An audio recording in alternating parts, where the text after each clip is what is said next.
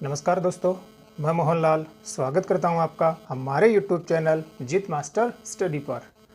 आज हम दक्षिणी अमेरिका महाद्वीप के भौतिक प्रदेशों का या भौतिक विशेषताओं का एक विस्तृत अध्ययन करेंगे जो एग्जाम की दृष्टि से बहुत ही ज़्यादा क्या होने वाले हैं, महत्वपूर्ण होने वाले हैं। तो यदि आप चैनल पर नए हो तो चैनल को सब्सक्राइब कीजिए, बेल आइकन को जरूर प्रेस कीजिएगा ताकि मेरे द्वारा बनाए जाने वाले वीडियो का नोटिफिकेशन आपको प्राप्त होता रहे, और साथ ही में वीडियो को लाइक एवं शेयर भी कीजिएगा, ठीक है ना। तो शुरू करते हैं। दक्षिणी अमेरिका महाद्वीप की कौन सी विशेषताएं, भौतिक विशेषताएं, कौन सी विशेषताएं हैं दक्षिणी अमेरिका महाद्वीप की भौतिक विशेषताएं, ठीक है ना। तो भौतिक विशेषताओं के संदर्भ में दक्षिणी अमेरिका जो महाद्वीप है इसको तीन भौतिक प्रदेशों में या तीन अध्ययन की दृष्टि से तीन भौतिक विभागों में क्या किया जा सकता है, इसको वर्गीकृत किया जा सकता है। पहला इसका आता है कौन सा, पश्चिमी पर्वतीय प्रदेश, ठीक है। दूसरा जो हम इसमें शामिल करना चाहें तो वो कर सकते हैं कौन सा, आपका पूर्वी उच्च भूमि, कौन सा हो सकता है, पूर्वी उच्च भूमि। और तीसरा जो इसमें शामिल किया जा सकता है वो हो जाएगा आपका कौन सा, मध्यवर्ती मैदानी प्रदेश।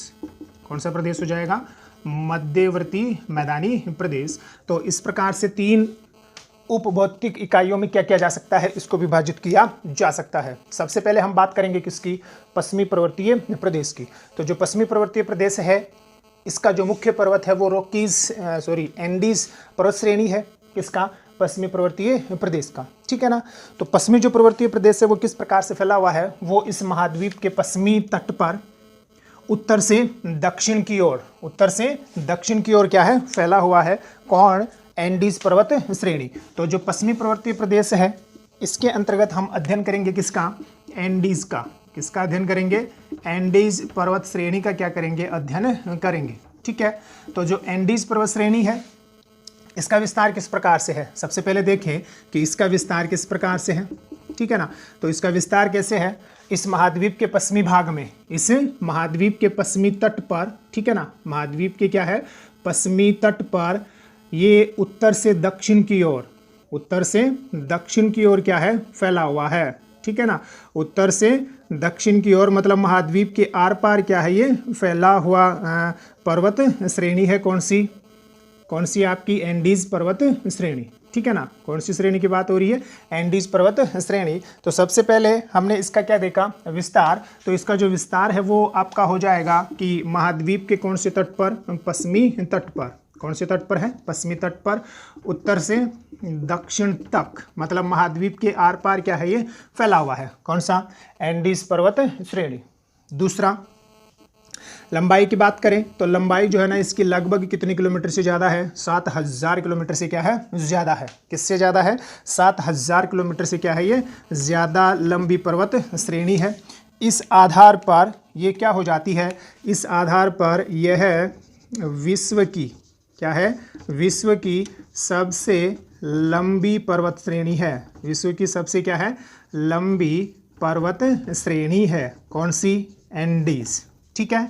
साथ ही में इसकी जो ऊंचाई है वो भी क्या है, हिमालय के बाद, किसके बाद, हिमालय पर्वत श्रेणी के बाद, हिमालय पर्वत श्रेणी के बाद, श्रेणी के बाद विश्व का, के बाद विश्व का दूसरा सबसे ऊंचा या दूसरी सबसे ऊंची पर्वत श्रेणी भी है। क्या है, दूसरी सबसे ऊंची पर्वत श्रेणी भी है। कौन सी, एंडीज पर्वतमाला, ठीक है। तो एंडीज पर्वतमाला के बारे में आपको दो बातों का ध्यान रखना है। पहली बात तो क्या कि 7000 किलोमीटर से ज़्यादा लंबी है, इस आधार पर ये विश्व की क्या है, सबसे लंबी पर्वत श्रेणी है। और साथ ही में किसके बाद में, हिमालय के बाद में ये विश्व की क्या है, दूसरी सबसे ऊँची पर्वत श्रेणी भी है।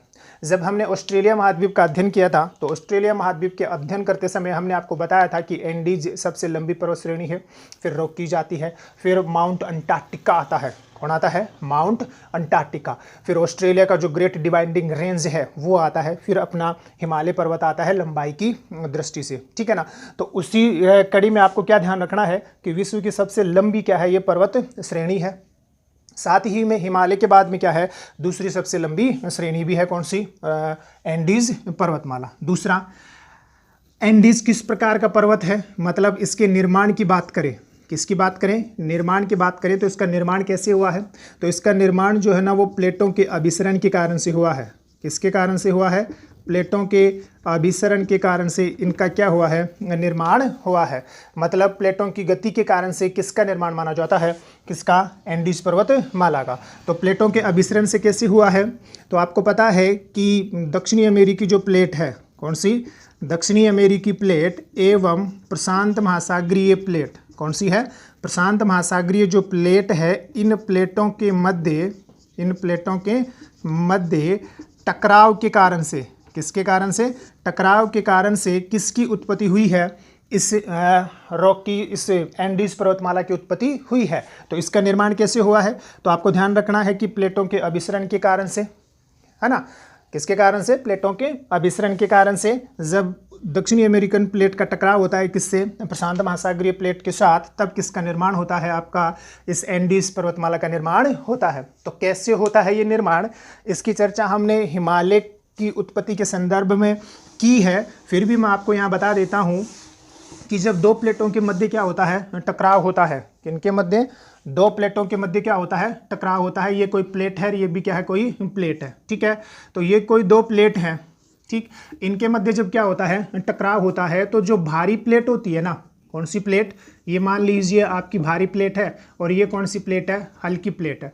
तो जो भारी प्लेट होती है घनत्व में, उसके नीचे हल्की प्लेट का क्या हो जाता है, क्षेपण हो जाता है। क्या हो जाता है, क्षेपण, मतलब उसका सबडेक्शन हो जाता है। और सबडेक्शन के कारण से जो भारी प्लेट वाला भाग होता है, इस भारी प्लेट वाले भाग की ओर किसका निर्माण होता है, वलित पर्वतों का निर्माण होता है। और हल्की प्लेट जो होती है, इसकी ओर किसका निर्माण होता है, गर्त या ट्रेंच का क्या होता है, निर्माण होता है। तो इसी प्रकार से किसकी उत्पत्ति हुई है, इसी प्रकार से आपकी एंडीज पर्वत की क्या हुई है, उत्पत्ति हुई है, ठीक है ना। तो ध्यान रख लोगे, क्या ध्यान रखना है कि प्लेटों के मध्य अभिसरण के कारण से दक्षिणी अमेरिकन प्लेट का प्रशांत महासागरीय या पैसिफिक जो ओशन प्लेट है के मध्य टकराव के कारण से किसका निर्माण हुआ है, एंडीज पर्वतमाला का निर्माण हुआ है। तो ये किस प्रकार की पर्वत श्रेणी है, तो ये भी जरूर ध्यान रख लेना कि एंडीज पर्वतमाला जो है वो किस प्रकार की पर्वतमाला है, विश्व की नवीनतम, विश्व की क्या है, नवीनतम वलित पर्वतमाला है। कौन सी पर्वतमाला है, विश्व की नवीनतम वलित पर्वतमाला है, ठीक है ना। किसके साथ ही, हिमालय के साथ, रॉकीज के साथ, एटलस के साथ, है ना, आल्प्स के साथ, ये सभी क्या है, विश्व की नवीनतम वलित पर्वतमालाएं हैं। तो ये किस प्रकार की श्रेणी का पर्वत है, वलित श्रेणी का पर्वत है। और वलित में भी कौन सा है, नवीनतम वलित पर्वत है, कौन सा, एंडीज, ठीक है, ध्यान रख लोगे। दूसरा, एंडीज जो पर्वतमाला है, कौन सी है, एंडीज जो पर्वतमाला है, इस एंडीज पर्वतमाला में बहुत सारे क्या पाए जाते हैं, शिखर पाए जाते हैं। एंडीज पर्वतमाला में क्या पाए जाते हैं, बहुत सारे क्या पाए जाते हैं, शिखर पाए जाते हैं, ठीक है ना। जैसे कौन कौन सा है, एकांकागुआ, कौन सा शिखर है, एकांकागुआ है, ठीक है ना। ये कहाँ है, तो एकांकागुआ जो है ना वो अर्जेंटीना एवं चिली की सीमा पर है। किसकी सीमा पर है, अर्जेंटीना एवं हाँ, किसकी सीमा पर, अर्जेंटीना एवं चिली की सीमा पर। तो ये आपका चिली वाला भाग है, इधर आपका कौन सा, अर्जेंटीना वाला भाग है। तो यहाँ पर है आपका कौन सा शिखर, एकांकागुआ। कौन सा शिखर है, एकांकागुआ है, ठीक है ना। ये एकांकागुआ जो है ये एंडीज पर्वतमाला का क्या है, सबसे ऊंचा शिखर है। तो आपको क्या ध्यान रखना है, किसके बारे में, एकांकागुआ के बारे में, कि किसका, एंडीज पर्वत, कौन से पर्वत का, एंडीज पर्वत या दक्षिणी अमेरिका महाद्वीप, कौन सा, दक्षिणी अमेरिका महाद्वीप का सर्वोच्च शिखर है। क्या है, सर्वोच्च शिखर है, ठीक है ना। जो कहाँ है, जो चिली एवं अर्जेंटीना की सीमा पर है। मतलब ये वाला जो भाग है, यहाँ पर आपका कौन सा शिखर आता है, एकांकागुआ आता है, ठीक है। इसके साथ ही अन्य भी क्या है यहाँ पर और शिखर हैं, जैसे चिम्बोरेजी, कौन सा है, चिम्बोरेजी, ठीक है ना। इसी प्रकार से आपका आता है कौन सा, कोटोपेक्सी, कौन सा आता है, कोटोपेक्सी आता है। और इसी प्रकार से आपका आता है कौन सा, ओजस डेल सालाडो, कौन सा है, ओजेस डेल सालाडो है, ठीक है ना। तो जो चिम्बोरेजी है कौन सा है, जो चिम्बोरेजी है ना, जो आपका कौन सा कोटोपेक्सी है, और जो आपका कौन सा है ओजेस डेल सालाडो है। तो चिम्बोरेजी जो है ना वो आपका इक्वेडोर में है, चिम्बोरेजी जो है वो आपका कहाँ है, इक्वेडोर में है, ठीक है ना। तो ये इक्वेडोर वाला भाग, यहीं पर आपका कौन आता है, चिम्बोरेजी आता है, कौन सा, चिम्बोरेजी। कोटोपेक्सी जो है ना ये भी कहाँ है, तो ये भी इक्वेडोर में ही, इसमें इक्वेडोर में ही है, कौन सा, चिम्बोरेजी। और ओजेस डेल सालाडो जो है ना वो फिर से वही अर्जेंटीना और किसकी सीमा पर आता है, चिली की सीमा पर आता है। कौन से वाला, कौन से वाले भाग की बात हो रही है, ओजेस डेल सालाडो, ठीक है ना, ये आपका ओजेस डेल सालाडो हो गया, ठीक है। तो कौन कौन से शिखर हैं, पहले वाला जो है वो आपका कौन सा है, ये वाला जो है आपका कौन सा, चिम्बोरेजी है ना, कौन सा, चिम्बोरेजी, ठीक है। कहाँ, इक्वेडोर में, कहाँ है, इक्वेडोर में है। दूसरे वाला जो शिखर है वो है आपका कौन सा, कोटोपेक्सी, कौन सा है, कोटोपेक्सी, ये भी कहाँ, इक्वेडोर में। तीसरे वाला है जो है ना वो आपका कौन सा, ओजेस डेल सालाडो, कौन सा है, ओजेस डेल सालाडो, ठीक है। ये कहाँ, अर्जेंटीना और चिली की सीमा पर। और चौथा जो है ना वो आपका कौन सा आ जाता है, चौथा आपका आ जाता है कौन सा, एकांकागुआ, कौन सा आ जाता है, एकांकागुआ, ठीक है ना। तो आपको क्या ध्यान रखना है कि चिम्बोरेजी इक्वेडोर में, चिम्बोरेजी कहाँ है, इक्वेडोर में। कोटोपेक्सी जो है ना ये भी कहाँ है, ये भी आपका इक्वेडोर में ही है।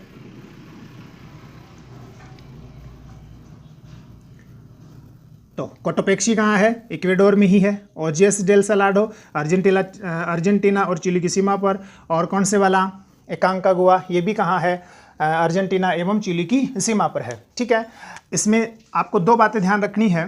कोटोपेक्सी जो है ना, कौन सा, कोटोपेक्सी जो है ये क्या माना जाता है, ये विश्व का, क्या माना जाता है, विश्व का सर्वाधिक ऊंचाई पर सॉरी, विश्व का सर्वाधिक ऊंचाई पर स्थित, विश्व का सर्वाधिक ऊंचाई पर स्थित किस प्रकार का, सक्रिय प्रकार का क्या माना जाता है, ज्वालामुखी माना जाता है, ठीक है ना।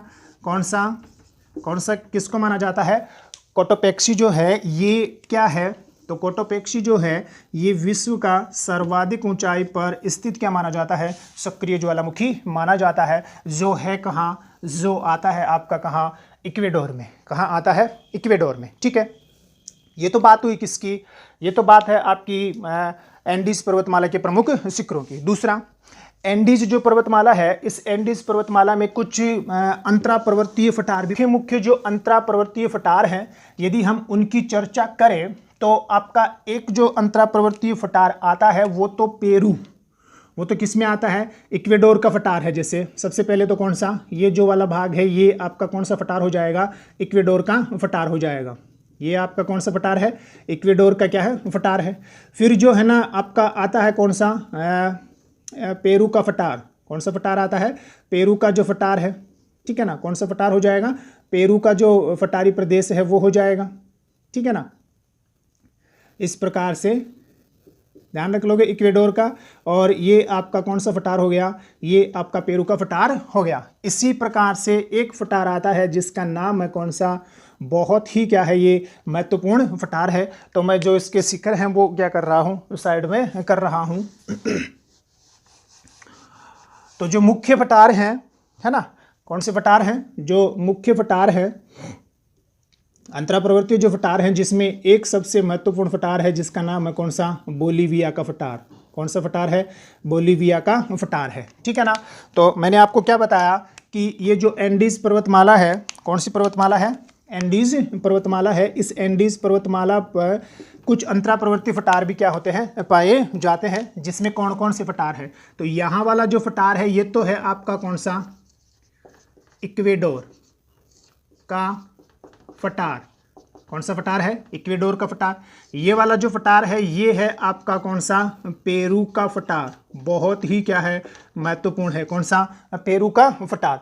और ये जो फटार है ये है आपका सबसे ज़्यादा महत्वपूर्ण, ये वाला जो फटार है ये है आपका कौन सा, बोलीविया। कौन सा पठार है? बोलीविया का पठार है। कौन सा पठार है ये है आपका कौन सा? बोलीविया का पठार। तो ये जो बोलीविया का जो पठार है ना, ये वाला जो पठार है, ये कौन सा पठार है आपका? बोलीविया का क्या है? पठार है। ठीक है, तो सबसे पहले कि बोलीविया का जो पठार है ये है कहाँ, तो इसकी सबसे पहले आप अवस्थिति देखोगे कि ये है कहाँ। तो अगर हम इसकी अवस्थिति देखें ना, तो बोलीविया का जो पठार है वो कौन कौन से देशों में आता है? ये आपके बोलीविया एवं कौन से देश में? पेरू। कौन सा देश है? पेरू की सीमा पर आता है। मतलब मुख्यतः ये कहाँ है? बोलीविया में आता है। कौन सा? बोलीविया का पठार। ठीक है, किस लिए प्रसिद्ध है बोलीविया का पठार? तो ध्यान रखना कि बोलीविया का जो पठार है ना, ये टिन के निक्षेपों के लिए प्रसिद्ध है। कौन से खनिज? टिन खनिज। कौन सा खनिज है? टिन खनिज के निक्षेप के लिए क्या है? प्रसिद्ध है। कौन से खनिज के लिए? टिन खनिज के निक्षेप के लिए क्या है? प्रसिद्ध है। कौन सा पठार? बोलीविया का पठार। दूसरा सबसे महत्वपूर्ण, बोलीविया का जो पठार है इस पर आती है टीटीकाका झील। कौन सी? टीटीकाका झील आती है। कौन से पठार पर? बोलीविया के पठार पर। बोलीविया देश में आती है कौन सी झील? टीटीकाका झील। ये जो टीटीकाका झील है, ये टीटीकाका झील विश्व की, टीटीकाका जो झील है ये क्या है? ये विश्व की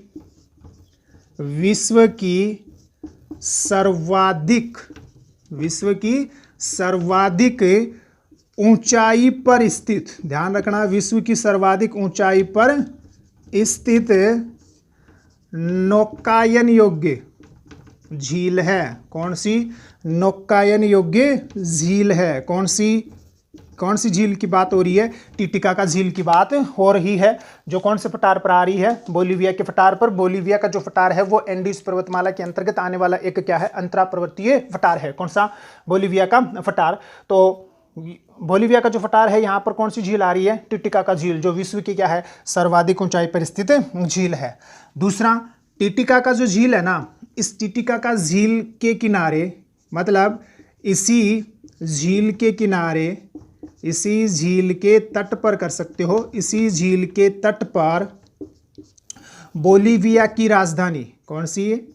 बोलीविया की राजधानी जिसका नाम है क्या? लापाज। कौन सी है? लापाज। ठीक है ना, तो बोलीविया की जो राजधानी है कौन सी? लापाज। वो कौन सी झील के तट पर ही स्थित है? टीटीकाका झील के तट पर ही क्या है? स्थित है। ठीक है ना, कौन सी? लापाज। और लापाज के बारे में आपको क्या ध्यान रखना है कि लापाज जो है ये क्या है? ये विश्व की सर्वाधिक ऊंचाई पर स्थित राजधानी है। विश्व की सर्वाधिक ऊंचाई पर स्थित क्या है? राजधानी है। क्या है? राजधानी है। कौन सी? किसके बारे में ध्यान रखना है? किसके बारे में? लापाज के बारे में।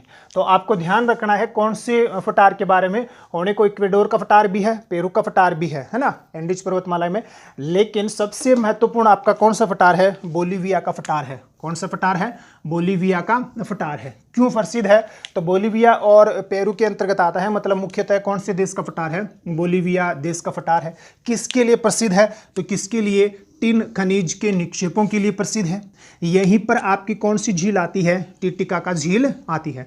टीटीकाका जो झील है ये विश्व की सर्वाधिक ऊंचाई पर स्थित कौन सी झील है? नौकायन योग्य झील है। साथ ही में इसी टीटीकाका झील के तट पर बोलीविया की राजधानी लापाज आती है, जो विश्व की क्या है? सर्वाधिक ऊंचाई पर स्थित राजधानी है। कौन सी? लापाज, जो कौन सी झील के किनारे आती है? टीटीकाका झील के किनारे ही आती है। ठीक है, ध्यान रख लोगे ना। ये बात है किसकी? एंडीज पर्वतमाला की। अब ये जो एंडीज पर्वतमाला है, इस एंडीज पर्वतमाला का ये जो पश्चिमी भाग है, एंडीज पर्वतमाला का कौन सा भाग है? ये जो पश्चिमी भाग है, जो आपको नजर आ रहा है ना, ये बिल्कुल खाली जो वाला जो स्पेस नजर आ रहा है, ये वाला, ठीक है ना, ये इस महाद्वीप का कौन सा भाग है? इस महाद्वीप का तटीय प्रदेश है। एंडीज पर्वतमाला के पश्चिम में ये जो सकरा मैदान है, ये आपका इस महाद्वीप का क्या है? तटीय प्रदेश है। कौन सा प्रदेश है? तटीय प्रदेश है। और इस तटीय प्रदेश में एक प्रसिद्ध स्थलाकृति मिलती है, एक प्रसिद्ध भौतिक विशेषता मिलती है, और वो है आपके पेरू और उत्तरी चिली के मध्य। पेरू और किसमें?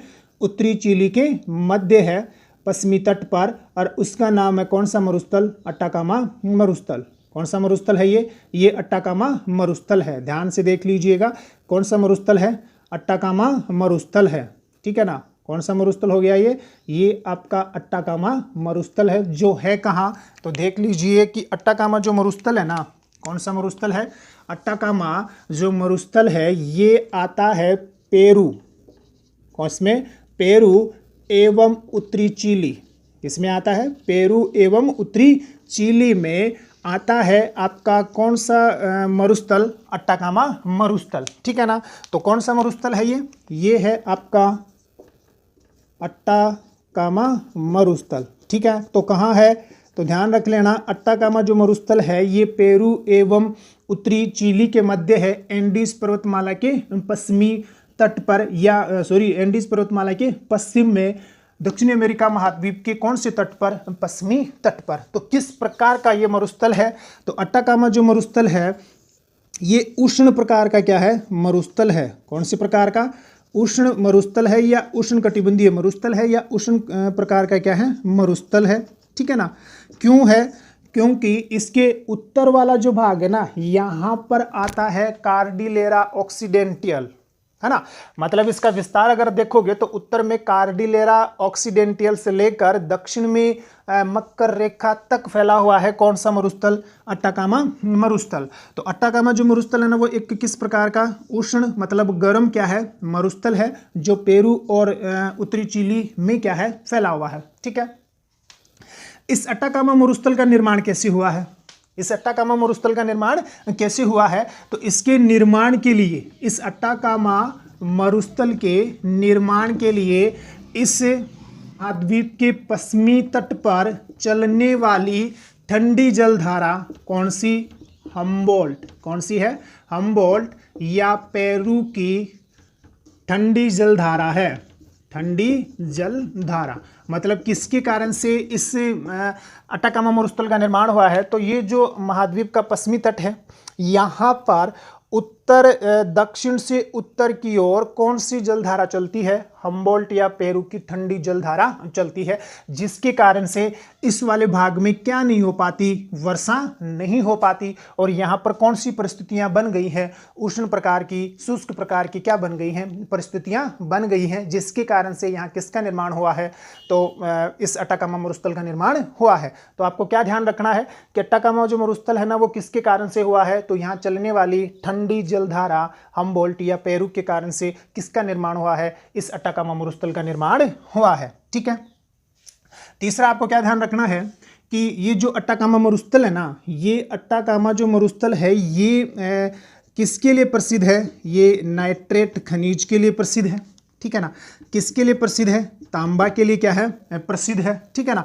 किसके लिए प्रसिद्ध है? फास्फोरस के लिए क्या है? प्रसिद्ध है। किसके लिए प्रसिद्ध है? फास्फोरस के लिए प्रसिद्ध है। मतलब अट्टाकामा जो मरुस्थल है ना, इसमें नाइट्रेट, इसमें कौन है? नाइट्रेट, तांबा, फास्फोरस जैसे खनिज पाए जाते हैं। जैसे विश्व में नाइट्रेट के सर्वाधिक भंडार, विश्व में नाइट्रेट के सर्वाधिक भंडार, तो विश्व में किसके? नाइट्रेट के सर्वाधिक भंडार। किसके भंडार? नाइट्रेट के सर्वाधिक भंडार यदि कहीं मिलते हैं तो वो कहाँ मिलते हैं? इसी अट्टाकामा मरुस्थल में मिलते हैं। किसमें मिलते हैं? इसी अट्टाकामा मरुस्थल में क्या मिलते हैं? विश्व के सर्वाधिक नाइट्रेट के भंडार मिलते हैं, है ना।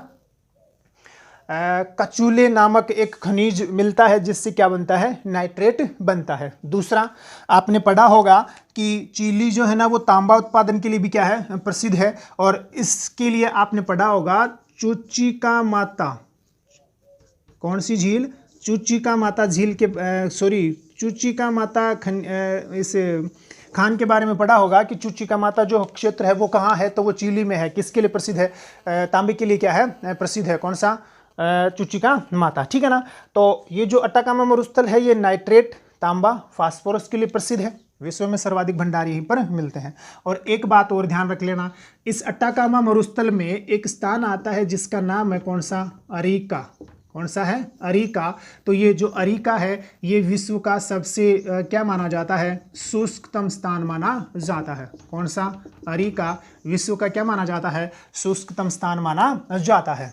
ठीक है, तो ये मुख्य विशेषताएं हैं पश्चिमी जो आपका पर्वतीय प्रदेश है। तो पश्चिमी जो पर्वतीय प्रदेश है उसमें आपकी मुख्य जो पर्वतमाला है वो कौन सी है, एंडीज पर्वतमाला है, जिसके बारे में हमने एक विस्तृत अध्ययन किया है। साथ ही में इस एंडीज पर्वतमाला के अंतर्गत कुछ फटार आते हैं, जिसमें इक्वेडोर का, पेरू का फटार है, कौन सा, बोलीविया का फटार है। और बोलीविया के फटार के बारे में आपको पता ही है कि टिन खनिज के लिए प्रसिद्ध है। टिटिकाका झील यहीं पर आती है, जो विश्व की सर्वाधिक ऊंचाई पर स्थित क्या है, नौकायन योग्य झील है। इसी झील के किनारे बोलीविया की राजधानी लापाज आती है, जो विश्व की सर्वाधिक ऊंचाई पर स्थित क्या है, झील है। ये जो एंडीज पर्वतमाला है, इस एंडीज पर्वतमाला का ये जो पश्चिमी भाग है, मतलब इस महाद्वीप का जो पश्चिमी तट है, ये पश्चिमी तटीय प्रदेश है। इसी पश्चिमी तटीय प्रदेश में पेरू और उत्तरी चिली के मध्य आपका कौन सा मरुस्थल है, अटाकामा मरुस्थल है, जो किस प्रकार का, उष्ण प्रकार का या उष्णकटिबंधीय मरुस्थल है। ठीक है ना। इसका निर्माण कैसे हुआ है, तो जो यहाँ बहने वाली ठंडी जलधारा है, कौन सी, हम्बोल्ट, इसके कारण से यहाँ क्या नहीं हो पाती है, वर्षा नहीं हो पाती है, जिसके कारण से किसका निर्माण हुआ है, इस अटाकामा मरुस्थल का निर्माण हुआ है। अटाकामा जो मरुस्थल है वो नाइट्रेट, तांबा, फास्फोरस के लिए क्या है, प्रसिद्ध है। विश्व में सर्वाधिक नाइट्रेट के जो भंडार हैं वो कहाँ मिलते हैं, इसी अटाकामा मरुस्थल में मिलते हैं। ठीक है ना। और अरिका, कौन सा, अरिका इसी अटाकामा मरुस्थल में आने वाला विश्व का सर्वाधिक शुष्कतम क्या है, स्थान है, कौन सा, अरिका। ठीक है, ये पहली भौतिक विशेषता है किसकी, इस दक्षिणी अमेरिका महाद्वीप की। तो आप इसका एक स्क्रीनशॉट लीजिए, फिर अगली बात करते हैं। अब हम आगे बात करें तो इस महाद्वीप की दूसरी जो भौतिक विशेषता है वो है इसकी पूर्वी उच्च भूमि। कौन सी है, पूर्वी उच्च भूमि। तो पूर्वी जो उच्च भूमि है ना, ये बहुत ही क्या है, ज़्यादा महत्वपूर्ण है, क्योंकि पूर्वी जो उच्च भूमि है ना, उस पूर्वी उच्च भूमि के अंतर्गत एक तो आता है आपका कौन सा फटार, ये वाला जो भाग है गुयाना का फटार। कौन सा फटार आता है, गुयाना का जो फटार है वो इसके अंतर्गत आता है। ठीक है ना। कौन सा फटार है, गुयाना का फटार जो है ना वो पूर्वी उच्च भूमि के अंतर्गत आता है। ठीक है।